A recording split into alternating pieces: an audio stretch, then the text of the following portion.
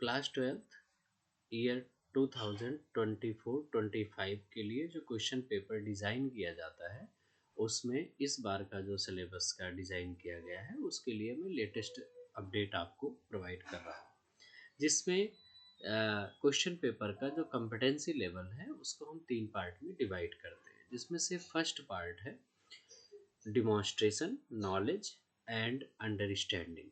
ये total 50% area cover करता है क्वेश्चन पेपर का।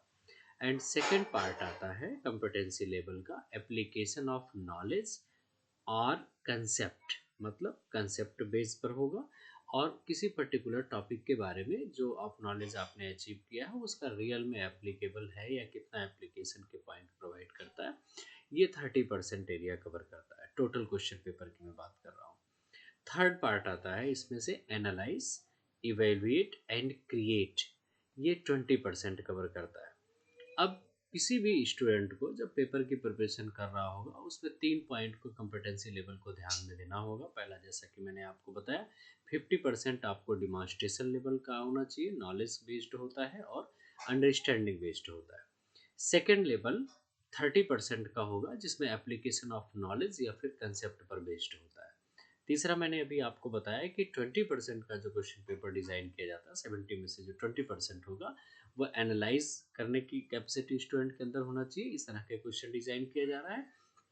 इवेलुएट करना जानता हो और क्रिएट करना जानता हो, मतलब क्रिएटिव नेचर हो, कोई ऐसा टॉपिक दिया जाता है जिसको वो खुद से जनरेट करके आंसर अपने अकॉर्डिंग दे सकता हो।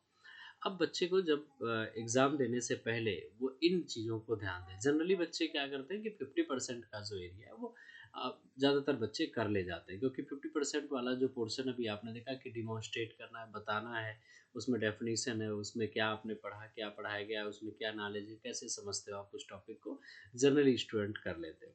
थोड़ा सा जो स्टैंडर्ड होते हैं, हाई थिंकर होते हैं, उनके लिए एप्लीकेशन एप्लीकेशन ऑफ नॉलेज या फिर कंसेप्ट बेस्ड होता है, जनरली ये भी कर लेते हैं।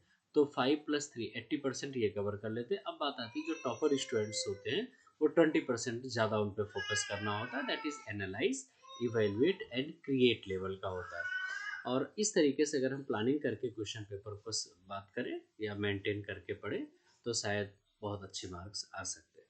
अगले वीडियो के देखने के लिए आप वेट करें।